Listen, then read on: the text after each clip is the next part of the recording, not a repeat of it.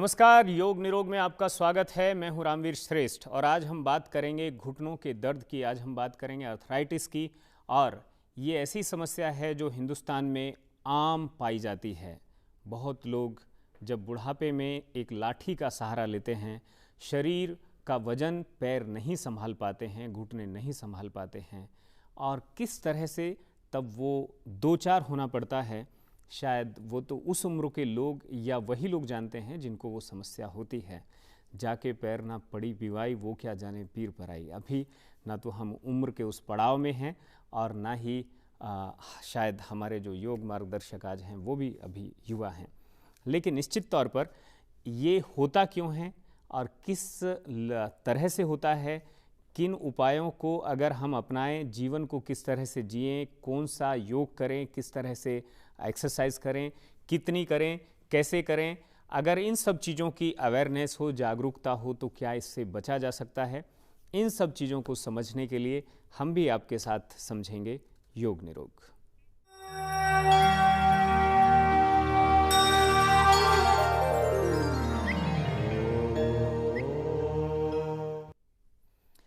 Arthritis होने के लक्षण क्या हैं, उसके कारण क्या हैं, उसका निवारण क्या है, उसके उपाय क्या हैं, सुझाव क्या हैं, आपकी दशा और दिशा जीवन की कैसी हो, इन सब चीज़ों को एक कॉम्बिनेशन बना करके आज हम आपके सामने लेकर आए हैं। और हमारे साथ इन सब चीज़ों को समझाने, दिखाने और करके दिखाने के लिए डॉक्टर दीपक सचदेवा हैं। आप मेडिकल योगा सेंटर दिल्ली के निदेशक हैं। डॉक्टर दीपक, आपका बहुत बहुत स्वागत है लोकसभा टीवी में। शुक्रिया रामवीर जी। सबसे पहले हिंदुस्तान में मुझे ऐसा लगता है कि जैसे कुछ कमी आ रही है आर्थराइटिस में, लेकिन एक जो पुरानी पीढ़ी को मैं देख रहा हूँ, मैंने ऐसी महिलाओं को तो अक्सर देखा है जो आर्थराइटिस की समस्या से मुश्किल से कोई एक दो महिलाएं मुश्किल से बच रही थी। आर्थराइटिस का मेन कारण है हमारे नीचे जो ज़मीन है वो पक्की हो जाना। आप ये देखेंगे कि आर्थराइटिस की परेशानी पिछले 20 साल में बढ़ी है। ऐसा? हाँ, उससे पहले लोगों को आर्थराइटिस की समस्या नहीं थी। दिल्ली में तो किसी भी उम्र का दिल्ली में तो हो, कच्ची जमीन है ही नहीं, थोड़ा बहुत पार्कों को छोड़ दें तो। हाँ, तो आपको दिल्ली में परेशानी ज़्यादा दिखेगी, इसमें कोई शक नहीं है। गाँव में कम दिखेगी। 20 साल में पिछले हमारे घरों में सब में पत्थर लग गया, पार्कों में टाइल्स लग गई या कंक्रीट हो गया, सड़कें सारी पक्की हो गई। आपका पांव कच्चे सरफेस पे पड़ता है क्या दिन भर में? नहीं, कच्चे पर अगर नहीं पड़ता है तो ऐसी क्या बात है कि कच्चे पर पक्के पर पड़ता है तो आर्थराइटिस होता है? हाँ, तो क्योंकि पांव कच्चे पे नहीं पड़ता तो शॉक एब्जॉर्ब कौन करेगा? घुटना। जितनी बार आप पांव जमीन पे रख रहे हैं, there is an equal and opposite reaction. वो जो रिबाउंड फोर्स है जमीन का जो आता है, वो हमारे बॉडी के सॉफ्ट टिश्यूज उसको एब्जॉर्ब करते हैं। डिस्क बनी ही इसलिए है, कमर की डिस्क भी, घुटने की डिस्क भी। घुटने के अंदर एक डिस्क होती है कार्टिलेज के अलावा, मिनिस्कस बोलते हैं उसे। उसका काम है शॉक एब्जॉर्ब करना। अगर आप कच्चे पे चलेंगे तो घास दब जाएगी, मिट्टी दबेगी, बजरी दबेगी। बिल्कुल। आप मार्बल पे चलेंगे तो घुटना दबेगा और कमर दबेगी। तो शॉक एब्जॉर्ब हर बार घुटने की कार्टिलेज और कमर की डिस्क कर रहे हैं। इसलिए घुटने और कमर की परेशानी पिछले 20 साल में बेइंतहा बढ़ी है। तो आप ये भी कहना चाहेंगे लोगों को पीछे की शताब्दी में ले जाने के लिए कि भाई आप कच्चे में भी चलिए और जूता भी मत पहनिए? नहीं, ऐसा कुछ नहीं कहेंगे। हम बोलेंगे जूता अच्छा पहनिए। अच्छा जूता पहनिए। आजकल बढ़िया जूते आने लगे हैं जिनमें कुशन है। आप कोई भी फुटवेयर, सस्ता महंगा डजंट मैटर, 3 पॉइंट्स देख के जूता खरीद लीजिए, आपका जूता बढ़िया होगा। क्या? पहला ये कि उसके अंदर 1 इंच की एड़ी हो। ठीक। लोगों को ये लगता है कि बिल्कुल फ्लैट चप्पल अच्छी है, डॉक्टर हील्स वाली मना करते हैं। ऐसा नहीं है। फ्लैट और भी ज्यादा नुकसानदेह है। इसका मतलब लड़कियां जो लंबी हील की सैंडल पहनती हैं वो अच्छा है? नहीं। अच्छा। मैंने कहा 1 इंच की हील, न लंबी हील न बिल्कुल फ्लैट, दोनों नुकसानदायक हैं। फ्लैट पहनने से घुटना जल्दी खराब होता है, उतना ही घुटना हाई हील्स पहनने से खराब होता है। 1 इंच की एड़ी हो, पहली चीज। दूसरा सबसे जरूरी पॉइंट, उसमें कुशन हो। वो आधा इंच दब भी जाना चाहिए आराम से, बिल्कुल ऐसा दबाया मक्खन की तरह दब गया वो। जब तक वो कुशन है तब तक वो फुटवेयर ठीक है। कुशन खत्म होते ही फुटवेयर खराब। चाहे 6 महीने, चाहे 1 साल, चाहे 5 साल, इच्छा वो कितना टाइम आपने चलाना। कुशन है। तीसरी चीज उसमें पीछे से स्ट्रैप होना चाहिए, बैक स्ट्रैप, सैंडल स्ट्रैप जिसे हम कहते हैं। शूज में नॉर्मली पीछे सपोर्ट होती है, सैंडल्स में अगर आप पहने तो ज्यादा अच्छा है। लोग हमें क्या कहते हैं कि जी सैंडल घर में तो पहननी मुश्किल हो जाती है, हर बार पहनो बेड से उतरो तो मुश्किल है। तो उसका उपाय यह है कि जो आप स्लीपर यूज करें उसका जो ऊपर का स्ट्रैप है जो पाँव के ऊपर से आता है वो एंकल जॉइंट के पास हो। तो या तो पीछे से स्ट्रैप हो, नहीं तो ऊपर का स्ट्रैप पास में हो, टाइट हो जाता, मतलब tight in the sense firm grip हो, उंगलियां खुली हो। तो ये 3 चीजें, 1 इंच की एड़ी, कुशन हील और पीछे स्ट्रैप। जो हमारे यहाँ पर खड़ाऊं चलन में थी उसमें ये तीनों चीजें नहीं थी। खड़ाऊं कौन पहनते खड़ाऊं थे? यानी कौन पहनते थे खड़ाऊं? ऋषि मुनि ही शायद। हाँ। आप वैसा जीवन जीते हैं क्या? यही जवाब है, आप वैसा जीवन जीते हैं क्या? हम किसी चीज को आधा अधूरा अपना लें, बचा हुआ छोड़ दें, ये कोई बात नहीं है। ट्रेडमिल्स के साथ लोगों ने ऐसा ही किया। ट्रेडमिल ले आए घर के अंदर, घुटने और कमर खराब करने की मशीन है। आप ट्रेडमिल इंट्रोड्यूस हुई थी अमेरिकन एथलीट्स के लिए, पेशेंट्स के लिए, बाहर एक्सट्रीम में नहीं जा सकते और उनको रनिंग करनी है अमेरिकन एथलीट्स को, तो उनके लिए अंदर ही रनिंग स्विमिंग पूल बन गए, रनिंग पट्टी बन गई, तो ट्रेडमिल्स का इन्वेंशन हो गया। लोगों ने एथलेटिक जीवन तो अपनाया नहीं, ट्रेडमिल्स उठा लाए घर में। आप कम से कम 80% लोग जिन्होंने ट्रेडमिल खरीदी 6 महीने में आज उनके घर पे कपड़े सूखते हैं उन ट्रेडमिल्स पे। जितने लोग देख रहे हैं ये बात मेरी सहमत करेंगे इस बात से। क्यों? क्योंकि घुटने में दर्द शुरू हो गया या कमर खराब हो गई, कारण ट्रेडमिल है। हम आधा अधूरा जब हम लाइफस्टाइल अपनाते हैं तो ऐसी दिक्कतें आती हैं, चाहे ऋषि मुनियों का हो चाहे एथलीट्स का हो। हम उस सिस्टम में जाएं या फिर हम उसको बैलेंस करके करें। ऋषि मुनि ही क्यों लकड़ी का खड़ाऊं पहन लेते थे जिसमें ना पीछे से सपोर्ट है, ना उसमें कुशन है, ना उसके अंदर, ना उसमें हील है, कुछ भी नहीं है उसमें। जरा आप जंगल में रहते हैं, स्वामी रामदेव अभी भी पहनते हैं। वहाँ पे हश पपीज का आउटलेट तो होगा नहीं, देखिए जंगल में वहाँ पे वो लकड़ी की खड़ाऊं इसीलिए चलती होगी उस समय का रीजन तो यही है मेन तो। बिल्कुल। और उसके अलावा कोई कारण हो तो आज भी हम लोग लकड़ी खड़ाऊं पहनते हैं जब हम पूजा के लिए जाते हैं। बिल्कुल। वो एक हमारे को सात्विकता देता है, हमें उस मोड में रखता है, उसके एक अलग बेनिफिट्स है। पर as far as knee pain is concern, और वो भी बहुत देर के लिए नहीं पहनते होंगे, थोड़ा बहुत देर के लिए पहन लिया, बाकी तो नंगे पैर ज्यादा रहते हैं। और वो लकड़ी की खड़ाऊं भी कच्चे पे पहन के चलते हैं। ठीक बात। तो सरफेस कच्चा है पाँव के नीचे, शॉक एब्जॉर्प्शन जमीन करे, घुटने को बचाना है तो। बिल्कुल। और अगर खड़ाऊं ठीक करती तो खड़ाऊं पहन के ट्रीटमेंट हो जाता है, ठीक मतलब होता नहीं वो। सो कच्चा सरफेस आर्टिफिशियली हम क्रिएट करें। अब हम घरों के मार्बल तो निकालेंगे नहीं और दोबारा गोबर की लिपाई करेंगे नहीं, फिर कैसे होगा? कुशन वाला फुटवेयर, आप 3 जोड़ी चप्पल खरीदिए, एक अपने घर के अंदर इस्तेमाल करने के लिए, एक बाहर जाने के लिए, एक स्पेयर रखिए। 3 जोड़ी चप्पल कम से कम होनी चाहिए कुशन वाली आपके पास में, ताकि आप कहीं भी आधा इंच का कुशन हो कम से कम, आराम से, मतलब आराम से आप हल्का सा दबाएं और दब जाए वो, ऐसा हार्ड दबा के नहीं हो, तो आराम से दबे। सो इन चीज़ों का ध्यान रख के अगर आप वॉक करते हैं, आप अपना घुटने का ध्यान रखना चाहते हैं, तो इसका तो ध्यान रखना एक बेसिक चीज़ है। ये तो वो है कि हम आसन करे बिना भी घुटने में कम से कम 40% लोगों के आराम आता देखते हैं कि यार ये ठीक हो गया, फुटवेयर बदलने से घुटना ठीक हो गया, कमर का दर्द कम हो गया। पहली चीज़ है। उसके अलावा जो चीज़ लोगों को करनी चाहिए, ओवर यूज बंद करें घुटने का। हमारे स्टैंडिंग के काम बहुत हो गए हैं, किचन स्टैंडिंग है, कपड़े धोने का काम स्टैंडिंग है, मोरलेस बहुत सारे काम स्टैंडिंग है आज की तारीख में लेडीज के लिए। और इस सब के ऊपर ओवरवेट भी है उसके ऊपर वजन भी है। तो उसकी वजह से knee joint is a weight bearing joint, बिल्कुल जल्दी जोर पड़ेगा। उसकी एज वैसे तो 100 साल से ज्यादा है। रसोई में तो महिलाएं जल्दी जो हैं खराब खड़े होगा। होकर ही खाना बना रही हैं, वो तो ट्रेडिशन ही खत्म हो रहा है। वो तो खत्म ही हो गया एक तरीके से देखा जाए तो। अब उनके लिए क्या उपाय है? मैं ये नहीं कहता कि रसोई नीचे कर लो, लेकिन स्टूल, ऊंचा स्टूल रख करके, बार चेयर बोलते हैं हम लोग उसे, ऊंचे ऊंचे हाई स्टूल्स होते हैं, आप उनको यूज करिए, खास करके तब जब आप एक सिटिंग काम कर रहे हैं किचन में, जो आप आराम से कर सकते हैं। और कुछ लोगों को मैं जानता हूं जिन्होंने किचन्स को ऐसा डिजाइन कराया है कि मदर को दिक्कत है तो क्या करें, तो चेयर टेबल, मान लीजिए ये हमारा किचन का स्लैब है, तो घुटने उसके नीचे चले जाए, जैसे हमारी टेबल के नीचे पांव चले जाते हैं, थोड़ी सी उतनी स्पेस मिल जाए तो आराम से लेडीज किचन में अपना लगभग आधा काम बैठ के कर सकती हैं। तो स्टैंडिंग का काम कम हो जाएगा, घुटने की लाइफ बढ़ेगी। वॉक करने जाएं, 2-2.5 किलोमीटर तक की वॉक करें। जिनको घुटने में जरा सी तकलीफ आनी शुरू हुई है, 2-2.5 किलोमीटर से ऊपर लंबी वॉक ना करें। ओवर यूज करने से घुटना घिसता है। लोग को लगता है कि हम 8 किलोमीटर वॉक करते हैं, 15 किलोमीटर वॉक, घुटना घिस रहे हैं अननेसेसरी। योग करें आप 1 घंटे की वॉक में। ग्रीसिंग का भी कोई चक्कर होता है घुटने के? बिल्कुल है ना जी। कोई भी चीज आप ओवर यूज करेंगे खराब हो जाएगी, मिस यूज करेंगे खराब हो जाएगी, ग्रीस बैलेंस यूज करेंगे तो ठीक रहेगी, ग्रीस ही खत्म हो जाएगा। हाँ, तो मेडिकल योगा में उनको बैलेंस यूज करना ही सिखाते हैं। वॉक बंद नहीं कर रहे, लिमिट में करिए। आप 1 घंटा पार्क जाने के शौकीन हैं, जाइए, 25 मिनट वॉक करिए, 15 मिनट प्राणायाम करिए, 20 मिनट योगा करिए। कुछ डॉक्टर जो हैं इंग्लिश टॉयलेट का भी सुझाव देते हैं कमोड का। हाँ, इंडियन टॉयलेट्स को यूज करने से घुटने पे जोर पड़ता है, और उसे स्वस्थ लोग ही यूज कर सकते हैं।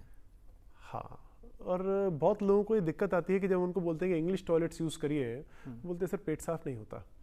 उसके लिए एक उपाय है, इंग्लिश कमोड पे बैठ के आप पैरों के नीचे एक चौकी रख लीजिए, 6 इंच ऊंची, 1 फीट ऊंची, तो आपके घुटने पेट के पास आ जाएंगे और पेट उसी तरह से साफ हो जाएगा जैसे आपको इंडियन टॉयलेट बैठने का फील आएगा। बैठने का फील आएगा।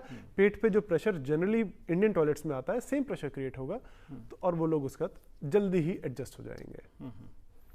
बहुत सारी बातें हैं और बहुत सारे उपाय हैं, बहुत सारे तौर तरीके हैं। होता क्यों है इस सब को भी यहाँ पर जो उसके साइंटिफिक, जो वैज्ञानिक, जो उसके आधार हैं, उन आधार के साथ यहाँ पर समझाने की कोशिश की गई है। हम यहाँ पर कुछ लक्षण या कुछ कारण, अगर कुछ शेष आपको लगता है कि बचे हैं, तो उनको हम ज़रूर जानना चाहेंगे और फिर हम आसनों की ओर चलेंगे। जी, इसके लक्षणों में है, पहली चीज़ घुटने में दर्द होना, अकड़न महसूस होना, घुटने की मूवमेंट का कम होने लगना, जलन महसूस होना, घुटने में सूजन आ जाना, बिल्कुल, घुटने से नीचे की पूरी टांग में दर्द महसूस होना, ये सब लक्षण घुटने की दर्द की तरफ, आर्थराइटिस की तरफ कहीं ना कहीं इशारा करते हैं। जितना जल्दी इस प्रॉब्लम को अरेस्ट कर लेंगे, जितना जल्दी उसके ट्रीटमेंट पे लग जाएंगे, उतना जल्दी वो ठीक हो जाएगी। बिल्कुल। इसके लिए आजकल बहुत सारे लेप बिक रहे हैं। मैं एक इंटरेस्टिंग चीज़ लोगों को बताना चाहता हूँ, लेप वाले मुझे आके पकड़े नहीं, मुझे एक छोटा सा लेप आप अपने घर पे तैयार कर सकते हैं, जिससे आपको वो 5-6 हज़ार रुपये वाले लेप नहीं खरीदने पड़ेंगे। हाँ, क्या सब केसेस में काम करेगा? कम से कम 50% में करेगा, ट्राई कर सकते हैं। स्किन की प्रॉब्लम हो तो नहीं करिएगा। 1 चम्मच आंबा हल्दी, 1 चम्मच शहद और चौथाई चम्मच पान वाला चूना, तीनों चीज़ों को मिक्स कर लें और उसका लेप बना के घुटने पे लगा लें। रात को उसके ऊपर एक पट्टी बांध लें और सो जाए। सुबह गर्म पानी से धो दें। सिंपल है। बिल्कुल। आंबा हल्दी, शहद, चूना। आंबा हल्दी और शहद याद रखें, चूना जो है वो चौथाई चम्मच है, बाकी दोनों चीज़ें 1-1 चम्मच है। उसका लेप बना के घुटने पे लगाएं, 8 रातों तक लगातार करें। घुटने के अंदर जो टीयर्स हुए होते हैं, मेनिस्कस टीयर है, लिगामेंट में प्रॉब्लम है, कार्टिलेज घिस रही है, ऑयलिंग की दिक्कत है, ये लेप उतना ही इफेक्टिव है जितने बाजार में बिकने वाले बाकी महंगे लेप हैं। तो इसका उपयोग करने से बहुत लोगों को मदद मिलती है, बहुतों को नहीं भी मिलती है, पर 50% लोग हमने कम से कम देखा जो ये कहते हैं इसको लगाने से ही आराम आना शुरू हो गया। स्किन में कुछ हिला हुआ है, कोई दिक्कत है तो मत करिए। बहुत ज्यादा आग निकलती है घुटने से तो मत करिए इस उपाय को, नहीं तो करिए, ट्राई करके देखिए, अच्छी मदद मिलती है लोगों को इससे। इसके अलावा अभी अमेरिका में एक स्टडी हुई रामवीर जी, जिसमें बताया गया कि बोरॉक्स, हम इसे हिंदी में सुहागा कहते हैं, हम अपने यहाँ छोटे बच्चों को चटाते रहे। बिल्कुल बिल्कुल। जब उनके दांतों पे लगाते हैं, उनके मुंह में लगाते हैं, तो बहुत सेफ चीज़ है। छोटे बच्चों को देते हैं मतलब सेफ है। एक चुटकी सुहागा अगर आप नियमित तौर पे इस्तेमाल करें डेली रूटीन में खाने के लिए, हाँ, उसको पानी में घोल के ले लीजिए, एक कप में ले लीजिए, कैसे लीजिए, एक चुटकी, छोटी चुटकी बस लिया, तवे पे फुलाया, पाउडर बना लिया, एक चुटकी घोल के डाल दिया पानी में। वो पानी 3 महीने तक रूटीन में पीने से लोगों का आर्थराइटिस ठीक हुआ है, और इसकी रिपोर्ट ऑनलाइन डली हुई है, अमेरिकन यूनिवर्सिटी में हुई हुई रिसर्च है सारी। तो सुहागे को 3 महीने तक इस्तेमाल करने से हड्डियों में कैल्शियम, बोरॉक्स की कमी पूरी होने लगती है। सो ये एक चीज़ है जो लोगों को करनी चाहिए। बहुत कुछ है घुटने के लिए बात करने के लिए, बहुत सारा डेटा हमारी वेबसाइट है www.medicalyoga.in, उस पर डला हुआ है, आप वहाँ से भी देख सकते हैं। बिल्कुल। बाकी जो हम आपको अब आसन सिखाने वाले हैं, ये आसन अलाइनमेंट करेक्शन करते हैं। बिल्कुल। तो घुटने की परेशानी जिसकी जहाँ है, या तो वहीं रुक जाएगी, या पहले दिन से ही आराम आने की शुरुआत उनको दिखने लगेगी। बिल्कुल। तो दर्शकों, आप तैयार हो जाइए और छोटे छोटे से 3 आसन समझने के लिए, सीखने के लिए और अपने जीवन में रोजाना करने के लिए, ताकि आप अपनी आर्थराइटिस की प्रॉब्लम अगर है तो दूर हो जाए, और अगर नहीं है तो कभी भी पास में ना आए।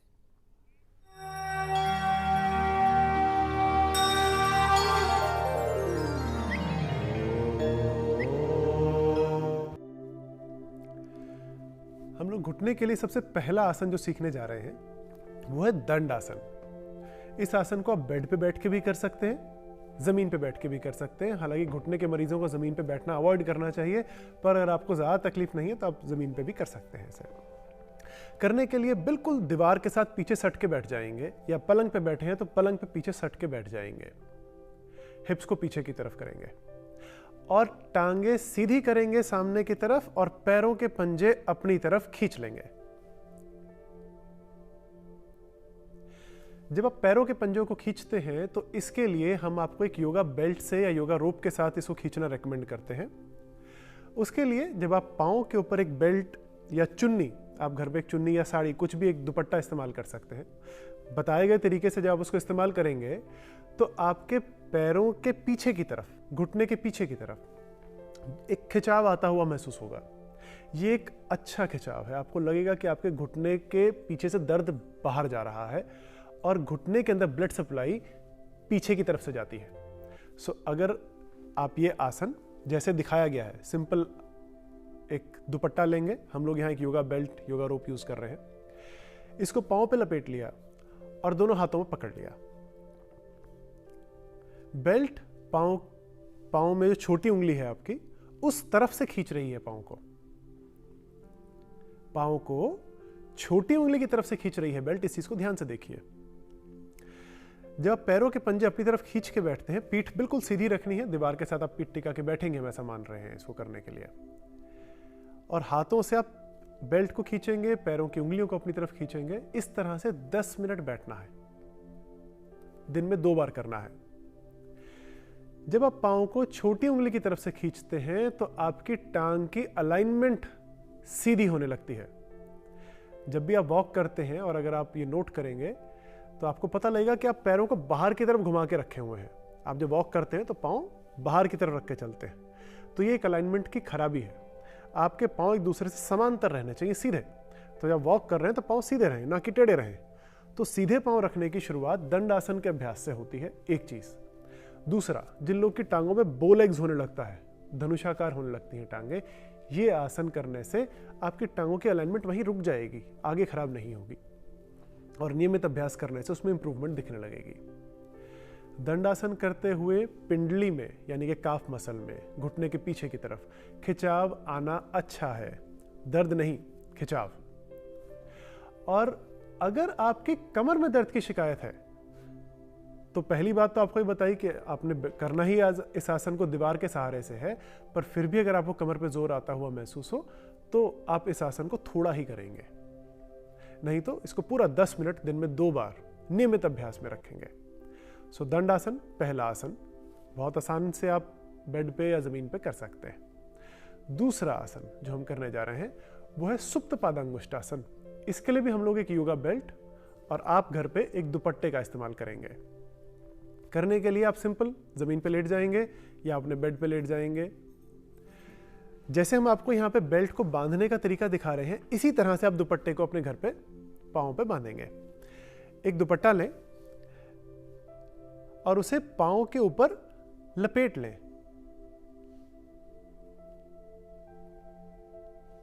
अपने एंकल पे लपेट के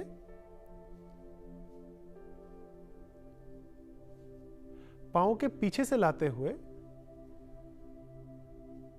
अपने अंगूठे और उंगली के बीच से निकालेंगे।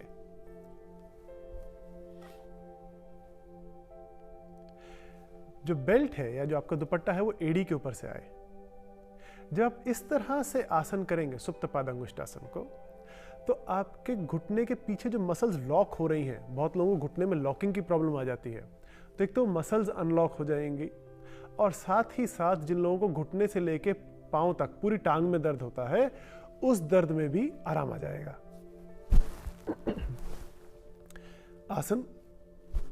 आसन को करने का समय लगभग 1 मिनट का है।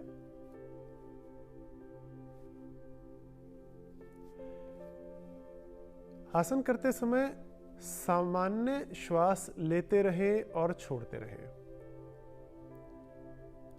दूसरे पांव का पंजा भी सीधा रखें और होने के बाद धीरे धीरे टांग को सीधा कर दें। अपनी दुपट्टे को इस पाँव से निकालें और दूसरे पाँव पे पहन लें और फिर यही आसन का अभ्यास इसी तरह से दूसरे पाँव पे करेंगे। आसन करने के लिए आप सॉफ्ट सरफेस पे लेट सकते हैं, आप चाहें तो कोई दिक्कत नहीं है, पर बहुत सॉफ्ट नहीं हो। मतलब अगर आप गद्दे पे कर रहे हैं तो बहुत सॉफ्ट गद्दे नहीं हो, सेमी हार्ड गद्दा ठीक है, या फिर ज़मीन पे या फिर हार्ड गद्दे पे आप इस आसन को कर सकते हैं। तो सेम प्रक्रिया, यही प्रक्रिया हम दूसरी पाँव के साथ, दूसरी टांग के साथ दोहराएंगे। दुपट्टे को एंकल जॉइंट पे एक बार पहन के एड़ी से लेते हुए पंजे के ऊपर से घुमाएंगे, हाथ में पकड़ के टांग को सीधा ऊपर उठाएंगे। लोग टांग को ज़्यादा ऊपर उठाने की कोशिश करते हैं और उसकी वजह से घुटना मुड़ने लगता है।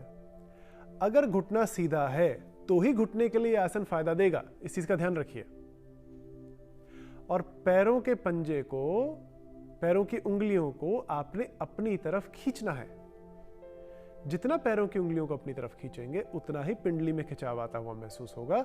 और टांग को 45 डिग्री से 60 डिग्री के बीच में ही रखें, बहुत ऊपर ले जाने की आवश्यकता नहीं है।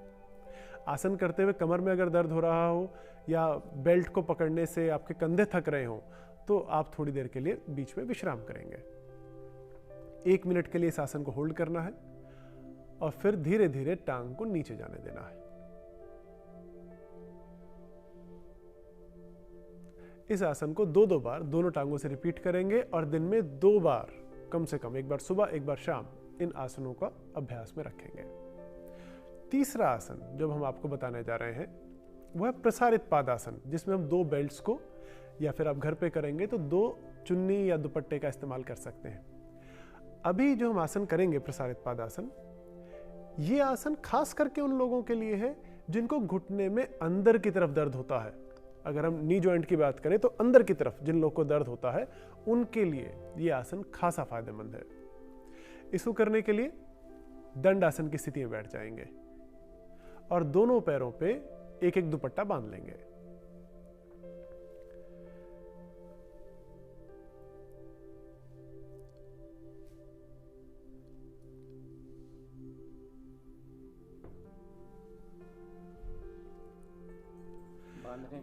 बांधने का तरीका कैसा है, उसमें कुछ ना कुछ टेक्निकलिटी हमेशा हम लोग इस्तेमाल करते हैं, पर ये टेक्निक भी हमारी वेबसाइट है medicalyoga.in, उस पर दी हुई है। लोग उसको वहाँ से देख सकते हैं चाहें तो, नहीं तो मैं मेल लिख देंगे तो हम उस पर भी इनको डिटेल दे सकते हैं। बट अदरवाइज आप सिर्फ पाँव पे एक सिंपल दुपट्टा भी बांध लेंगे तो भी आपको इस आसन का लगभग ऐसा सा ही इफेक्ट मिलेगा। तो दोनों पैरों में आपने एक एक दुपट्टा बांध लिया और धीरे धीरे टांगों को फैलाते गए। जितना आराम से आप पैरों को एक दूसरे से दूर ले जा सकते हैं ले जाएंगे और पैरों के पंजे बेल्ट की मदद से अपनी तरफ खींच लेंगे। एड़ी को दूर धकेलिए शरीर से और पंजे को अपनी तरफ खींचिए। बेल्ट को जितना आगे से पकड़ सकते हैं पकड़ के रखिए और शरीर को सीधा रखिए। इस आसन को करने के लिए भी आप दीवार के सहारे से बैठे तो आपके लिए आसान रहेगा और कमर के लिए भी इजी हो जाएगा पोस्चर। आसन को आप लगभग 10 मिनट के लिए होल्ड करेंगे। इस आसन में आपको घुटने के पीछे और पिंडली में तो खिंचाव आता हुआ महसूस होगा ही, साथ ही साथ इनर थाइस पे स्ट्रेच महसूस होगा। इनर थाइस पे आता हुआ स्ट्रेच जो घुटने के अंदर की तरफ आपका दर्द होता है उसको कम करने के लिए बहुत सहायक है। इस आसन को 10 मिनट करने के बाद आप बेल्ट की मदद से टांगों को थोड़ा थोड़ा करके वापस लेके आएं। थोड़ी सी राइट टांग वापस लाएं, फिर थोड़ी लेफ्ट टांग वापस लाएं, फिर थोड़ी राइट टांग वापस लाएं और वापस से आप दंडासन की स्थिति में बैठ जाएं। इस तरह से जब आप आसनों का अभ्यास करते हैं, धीरे धीरे आसन में जाना, धीरे धीरे आसन से बाहर आना, तो एक तो इंजरी होने का कोई चांस नहीं रहता। दूसरा ये आप उतना ही करते हैं जितने आपके शरीर को सुहा रहा होता है। थोड़ा किया, वहां तक आपको कंफर्टेबल लगता है, फिर आप आगे जाते हैं। आसन करते हुए एक बहुत इंपॉर्टेंट चीज है, या तो आप किसी की सुपरविजन में करें या आप अच्छे से सीख के फिर उसको करें। और जब हम लोग ऐसा कर रहे हैं कि कोई टीचर नहीं है साथ में, तो अपनी जो आपकी फीलिंग है उसको सुनिए। बॉडी की जो फीलिंग्स है ना, में जब हम बॉडी के सिग्नल्स को सुनते हैं और उनकी रिस्पेक्ट करते हैं। बॉडी ने कहा कि यहाँ तक ठीक है, ठीक है भाई, मैं तेरी रिस्पेक्ट करता हूँ, कंधा इतना कहता है इतना ही जाना है तो इतना ही जाना है। जहाँ बॉडी के सिग्नल्स को ओवरलुक करते हैं वहाँ पेन आता है, वहाँ प्रॉब्लम होती है। 60-65 साल की जो महिलाएं हैं जो घुटने मोटे मोटे हो जाते हैं, उनको ये बहुत दिक्कत है। ये जो छोटे छोटे उपाय आपने बताए ये जरूर उनको कारगर साबित होंगे। 100% होंगे, मतलब लोगों को फायदा होना ही है। किसी को पहले दिन होगा, किसी को 10वें दिन होगा, फायदा जरूर होगा। आप पाँव को सीधा कर रहे हैं, पाँव को सीधा करने से तो फायदा होगा ही। बिल्कुल। हाँ, बहुत बहुत शुक्रिया आपका। आपने जो है पूरा घुटनों को किस तरह से मजबूत रखा जाए, किस तरह से सुरक्षित रखा जाए, इसकी पूरी की पूरी एक नज़ीर पेश की गई है इस आधा घंटे के कार्यक्रम में। हम यहाँ पर ये जानने की कोशिश करेंगे कि अगर आपका कोई सुझाव है, आपका कोई फीडबैक है तो आप हमें भेज सकते हैं। हमारा पता है योग निरोग, Lok Sabha TV, FB 116, parliament library building, parliament house, नई दिल्ली 110001। हमारा ईमेल पता है yognirog.lstv@gmail.com। यहाँ पर सबसे बड़ी बात यह है कि आपको इस पूरे फलसफे को समझने की ज़रूरत है कि किस तरह से आप छोटे छोटे आसनों को, छोटे छोटे उपायों को, और जिस तरह से उन्होंने सुहागे को लेकर के जो एक पूरी की पूरी रिसर्च उन्होंने आपके सामने बताई, उन्होंने हल्दी, शहद और चूने का लेप आपको बताया, और उन्होंने नंगे पैर चलने या फिर कच्चे में चलने का जो उन्होंने कुछ तरीका बताया, जूता या सैंडल उसको पहनने का जो उन्होंने पूरा का पूरा एक उसके पीछे के जो वैज्ञानिक आधार हैं जो उन्होंने आपको बताए, समझाए, और उससे कैसे आप अपने आप को उस दिशा में, ताकि आप अपने आप को फिट रखेंगे तो अनफिट होने का सवाल ही नहीं है। तो इसलिए अगर आप वो करते हैं तो निश्चित तौर पर वेद का वो वाक्य आपके लिए भी सही साबित होगा जब कहता है वो चरैवेति चरैवेति, चलते रहो चलते रहो। लेकिन चलते तो तभी रहेंगे जब घुटने मजबूत रहेंगे और काम करते रहेंगे। घुटने काम करते रहें, इसलिए आप ज़रूर अपनाइए उन उपायों को जो डॉक्टर दीपक ने बताए, जो मेडिकल योगा ने आपको सुझाए। फिलहाल रामवीर श्रेष्ठ को भी दीजिए इजाज़त। फिर मिलेंगे किसी एक और समस्या को लेकर और तलाशने की कोशिश करेंगे, बताएंगे आपको उसका समाधान। नमस्कार।